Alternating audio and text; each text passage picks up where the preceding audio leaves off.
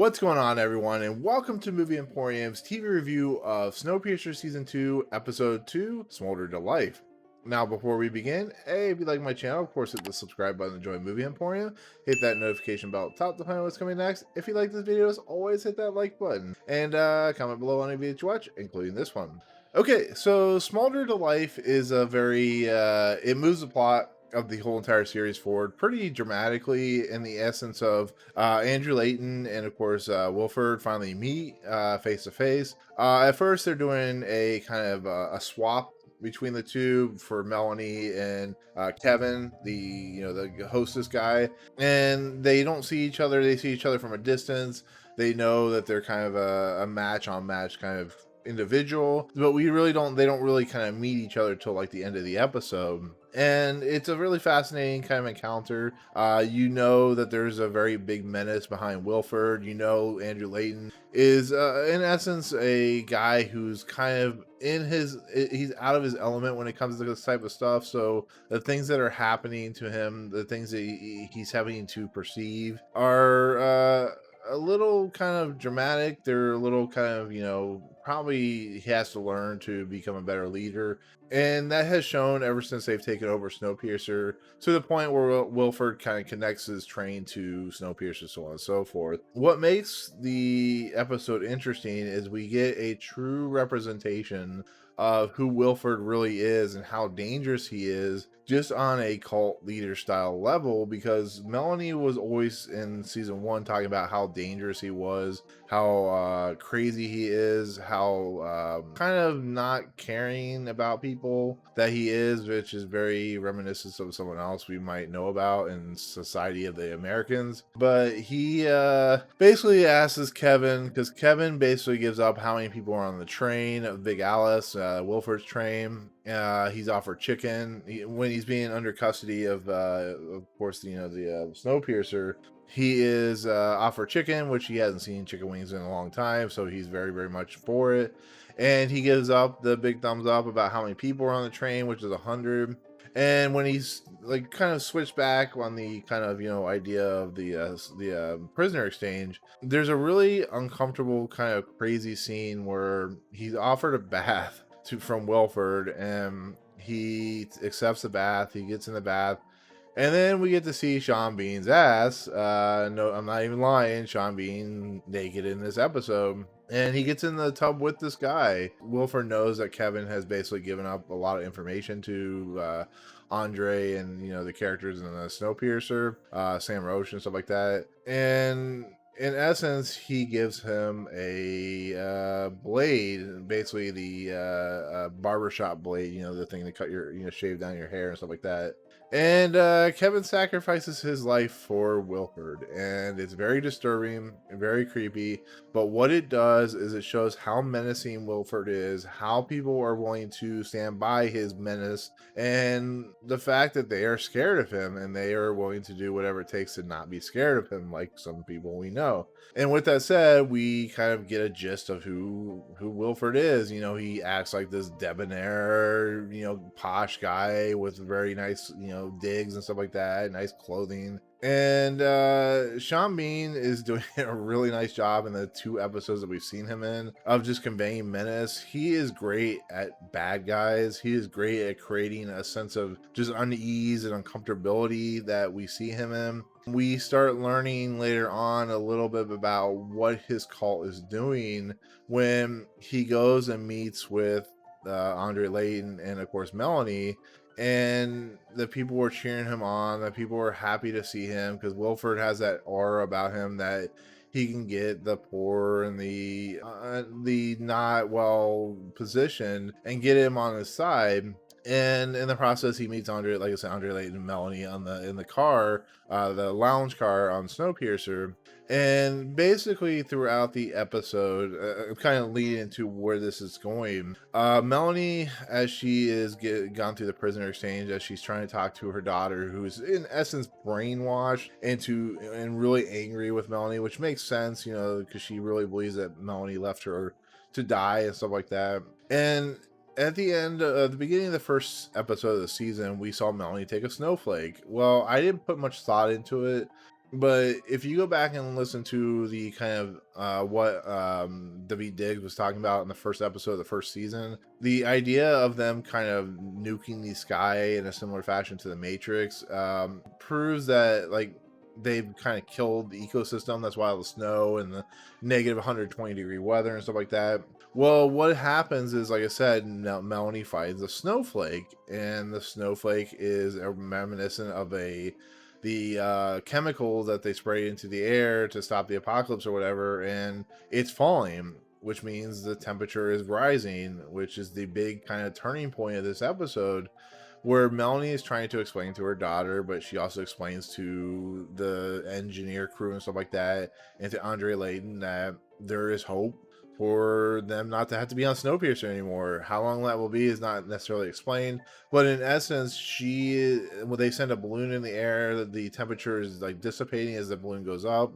And basically, she has kind of figured out that this might not be their future. They might be able to go and live a normal life. And you can see when the Sean Bean's Wilford character sees this, he has a menacing look on his face, because he is all about power, all about greed. He's all about that, control, and he is going to lose control if Snowpiercer is able to finish and they are able to go live a normal life, which is not saying it's going to happen anytime soon. I'm just saying that it's starting to look that way. They're starting to turn into that area, which means this series, I don't know, it could last 3 or 4 seasons, maybe 5 seasons, but we're going towards a very premature, very early stages of not having to be on Snowpiercer anymore. And so everybody meets in the cable car, or in the lounge car, I should say. And of course, Melanie, Andre, who are in charge of the Snowpiercer, Wilford, who's in charge of the Big Alice, they have a sit down, and Melanie explains the whole situation. And it raises a lot of interesting kind of ideas on where the season 2 is going to go with Wilford and his, grip on reality and stuff like that. And we also have, like I said, Melanie's daughter, who she takes a blade, or constructs a blade, and I think she's gonna try and kill Andre Layton, her mom, or something like that. But the idea of Snowpiercer not being a thing anymore, I think she changes her mind. She ends up cutting herself, and she's bleeding all over the place and stuff like that. And it's really, really fascinating, really kind of an interesting kind of dynamic on something that I didn't think would happen so quickly. But they agree to work together and kind of figure things out, even though we know that Wilford has other plans in his repertoire. And it's kind of nice to see like Bess Till and Roche have to like pat down the ice guy character. The other guy is like impervious to snow. It's just really funny. He's like, what are they gonna find on him? He's like a brooding force of menace.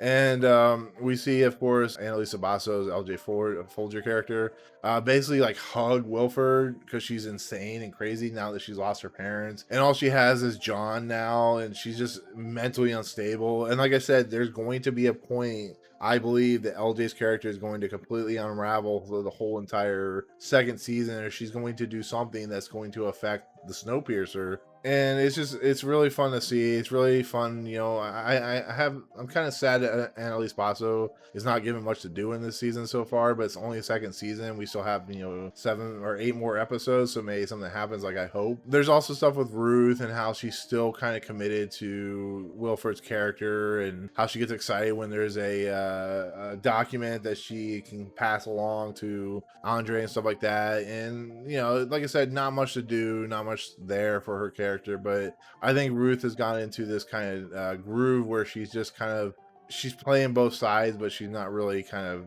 she's just there to be kind of a nuisance, I guess. So she's not well written and stuff like that, but what it is, what it is. And like I said, Bess Till gets promoted to detective of the train, which is really cool because she's been kind of underutilized when it comes to detective work. And from the very beginning, when Andre Layton was taken in to be a detective, she worked with him pretty closely. So it's kind of like a fitting reward for her character. So she's gonna get more to do. And when she goes on a kind of detective quest, I guess you could say, she comes along across this woman who basically had her fingers chopped off by a machete. And what we are kind of learning is she has the 3 fingers. These 3 fingers are the only thing left on her hand. And what we see from Wilford is he does this. He does like this, like a salute of some sort. And it's a really kind of interesting kind of revelation that what Wilford is doing is he's playing to the people, but in a kind of using them, I guess you could say. And he's doing the symbol, so he's going to start slowly gaining people to kind of be part of his revolution if he tries to take back over Snowpiercer and stuff like that. And it's a really kind of interesting revelation. Andre has a revelation of what happens. He goes and sees the burned woman that we see in the episode, and it comes to the realization that he messed up. And in essence, that's pretty much the idea of the episode. It's about Melanie kind of discovering the true nature of this of Earth possibly coming back online, as she says. It's about the kind of chess pieces that are continuing to place themselves. It's about how Wilford is very dangerous and you should not trust him, which is what Melanie is kind of dealing with, and Andre Layton's kind of dealing with. It's the daughter of Melanie and what she's having to deal with, and how she still can't, deal with her mother, and how she's kind of just conflicted, and the ideas behind that. And it's basically still too early to tell what the true kind of puzzle that is unwrapping is going to play out. It really is. But like I said, it's a series, like I said in the first season, where when I was kind of contemplating what was going to happen, it doesn't really have a strong sentiment of like giving you kind of the justification of what is the season even about. And the one thing that Snowpiercer does that I don't always like, it happens in the first 2 episodes of the first season as well as this season, is the kind of turning point of what the series is even going to be about, especially the season, what is even going to be about. We have the setup with, like I said, with Wilford, and how that's going to play out is anybody's guess. But I have a lot of hope, like I did in the first season, and it played out spectacularly for me when the series finale happened. And I have a feeling as I continue on with the 3rd, 4th, 5th, 6th, 7th, and 8th, and 9th, 10th episodes, that we'll get much more of a clear indication on where this season is heading, who is doing what, where people are being placed on the chessboard.